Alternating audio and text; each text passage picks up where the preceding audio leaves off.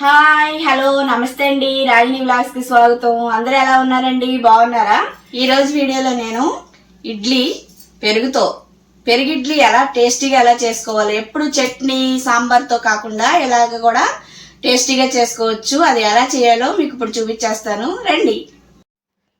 పెరుగు తాలింపుకి కావలసిన పదార్థాలండి: కరివేపాకు, అల్లం ముక్కలు, పచ్చిమిర్చి, పచ్చి కొబ్బరి కొంచెం తీసుకోవాలి, అలాగే కొత్తిమీర, అలాగే ఇడ్లీ పిండిని ముందు ఇడ్లీలు వేసేసుకుంటే తర్వాత తాలింపు పెట్టుకుందామండి. పెరుగుని ఇడ్లీ పిండిలోకి కొంచెం సాల్ట్ వేసుకుని ఒకసారి బాగా కలిపేసుకుని ఇడ్లీలు అయితే ముందు రెడీ చేసుకుందాం.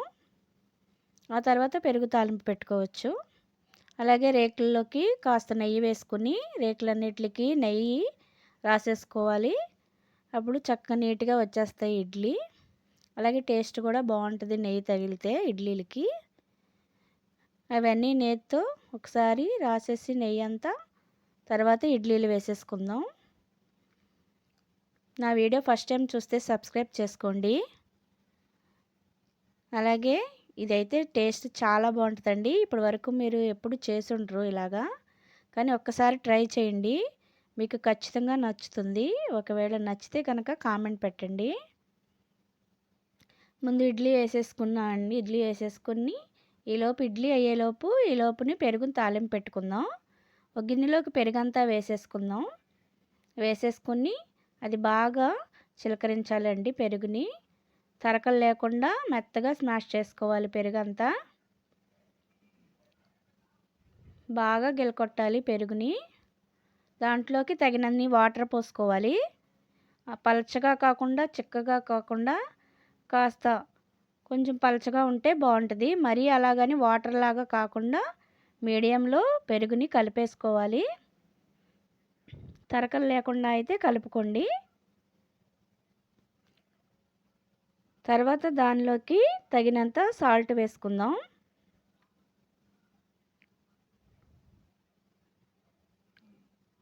ఇది టేస్ట్ అయితే చాలా బాగుంటుందండి.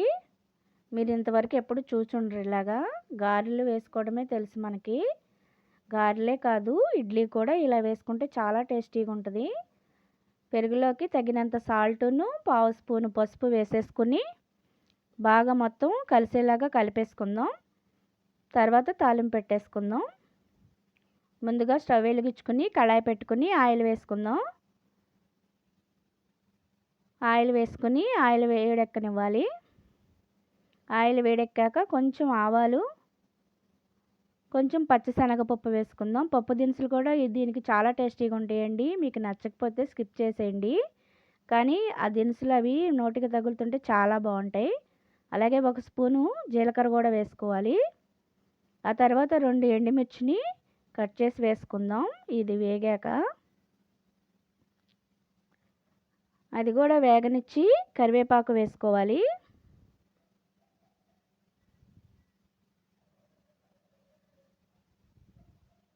కరివేపాకు వేసుకుని అల్లం ముక్కలు చిన్న చిన్నగా ముక్కలుగా కట్ చేసుకుని వేసుకోవాలి. తర్వాత పచ్చిమిర్చి వేసుకోవాలి.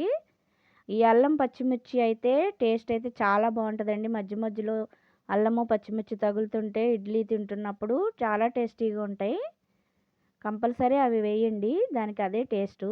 అలాగే మెంతిపిండి కూడా ఒక పావు స్పూన్ వేయండి. మెంతులు వేసుకున్నా బాగుంటుందండి. చిన్నపిల్లలు తింటాకి ఇష్టపడరు కాబట్టి ఇలా మెంతిపిండి వేస్తే బాగుంటాయి. అలాగే పొట్టకు కూడా మెంతిపిండి చాలా మంచిదండి. తాలింపు అయితే రెడీ అయిపోయింది. పెరుగులోకి వేసేసుకుందాం. తాలింపుని వేసేసుకుని మొత్తం కలిపేసుకుందాం.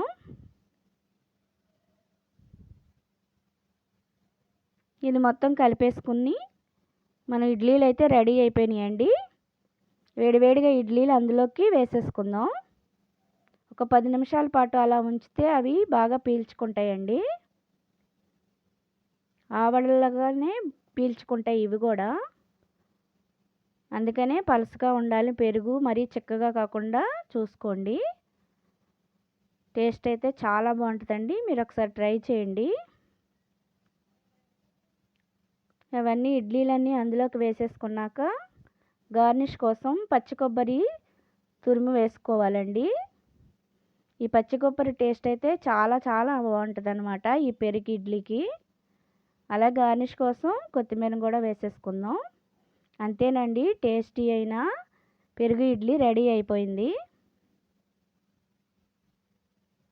చూస్తుంటేనే తినేయాలనిపిస్తుంది కదండి. టేస్ట్ కూడా అంతే బాగుంటుంది. ఇప్పుడు ఇవి ఎలా వచ్చినాయో మీకు టేస్ట్ చూసి నేను ఇప్పుడు చెప్తాను.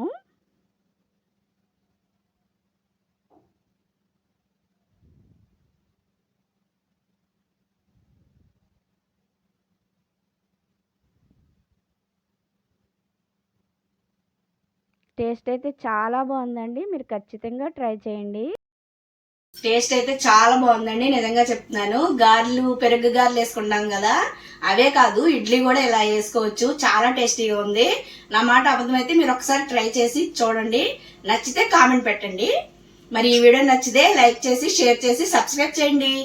మర్చిపోవద్దు, లైక్ కొట్టడం మాత్రం మర్చిపోవద్దు. ఉంటాను, బాయ్. నెక్స్ట్ వీడియోలో మళ్ళీ కలుద్దాం.